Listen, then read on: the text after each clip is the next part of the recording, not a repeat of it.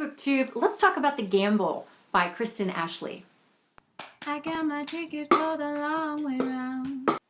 I'm Jen and I talk about audiobooks, and today I want to talk to you about The Gamble by Kristen Ashley. This is book 1 in the Colorado Mountain series, and on audio it is narrated by Emma Taylor. This is pretty much straight up chick lit. It's an adult romance and it follows Nina, who is a woman who was raised in the U.S. and she left the U.S. in her late teens to go to England. Well, she's in an engagement with a guy named Niles. And Niles is highly unemotional and very wrapped up in his work. And so she decides that maybe it's time to take a time out and go on a vacation for a couple of weeks and reevaluate what she thinks about this relationship. So she books a house in the Colorado mountains. When we meet her, she's been on a plane for 17 hours, and then she got off the plane, rented a car, went to the grocery, bought a lot of groceries for her time in this house. And then she drives to get there, and it's snowing. So when she gets to the house, there's a man there. She says, okay, are you the caretaker? And she starts in about the keys, and are there, is there anything that you want me to know? And he's like, who are you? This is my house. And she's like, okay, well, I rented this house for 2 weeks. It was expensive. And he's like, well, there's a hotel down the road in the town, the small town. And she's like, what? I paid all this money and you want me to go spend 2 weeks in a hotel down in the town? Are you kidding me? And he's like, yeah, no, I'm not kidding you. Bye. So she gets in her car and she starts down the mountain and runs her car into a ditch and is so frustrated and tired and has had it with everything. So she crawls into the back seat of the rental car and pulls all of her available pieces of clothing over top of herself to keep herself warm and goes to sleep. And when she wakes up, she's in the bed in the house. And she doesn't know why, and so things go from there. His name is Max, and obviously he's the love interest. Well, you should not read this book if you're a feminist, because his behavior will drive you right up a wall.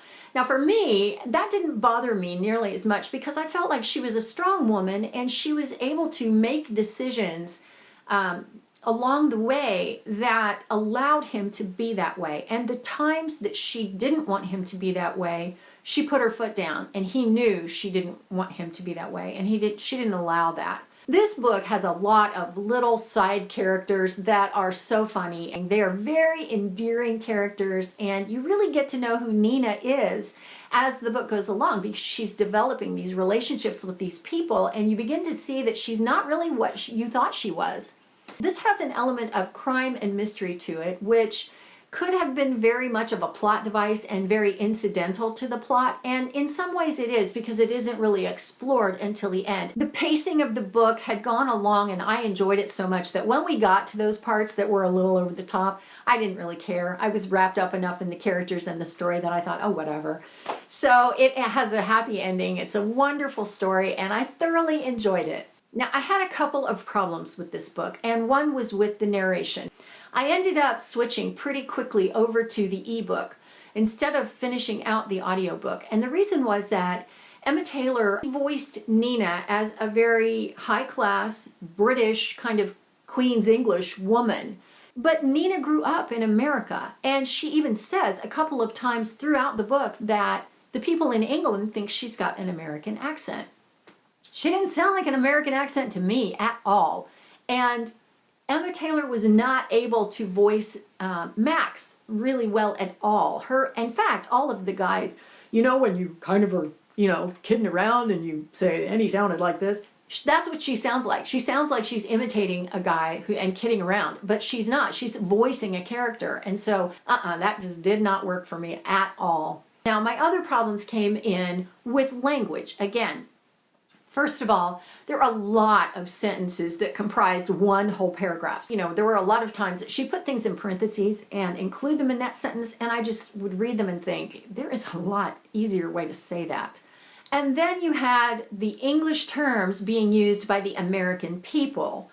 I get that the main character is English and she's telling the story. So, okay, she's going to use English terminology. But there were times that the Americans came up with this English terminology, and it really bothered me because I thought that is not the way they would sound.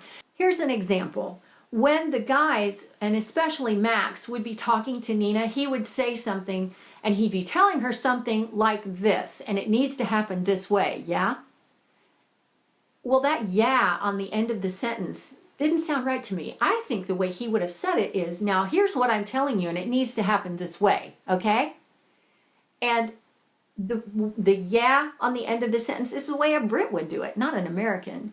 So that bothered me. And there were a couple of times, not very many times, but a couple of times when an American would refer to something that I didn't know what they were talking about. The book overall could have used a second or third edit so that it would have caught those sorts of things. And then the language was a little bit gratuitous. I mean, I know how guys talk, but it was a little much. I mean, I thought, really? I don't think that they would go quite that far. So that bothered me a little bit, but that was incidental too. Overall, I loved this book. I can highly recommend it. I did only give it 3 stars, but that was because of my problems both with the narration and these other things. But the story was so good, and she's so great at developing characters. So I highly recommend this one. If you like chick lit, if you like this sort of thing, then you're really going to like this. So if you've read it, I would love to know what you thought of it. So let's talk about that in comments. And that's it for now for me. I will see you next time. Thanks for watching. I'm gone. You're gonna miss me when I'm gone. You're gonna miss me by my walk. You're gonna miss me by my talk. Oh, you're gonna miss me when I'm gone.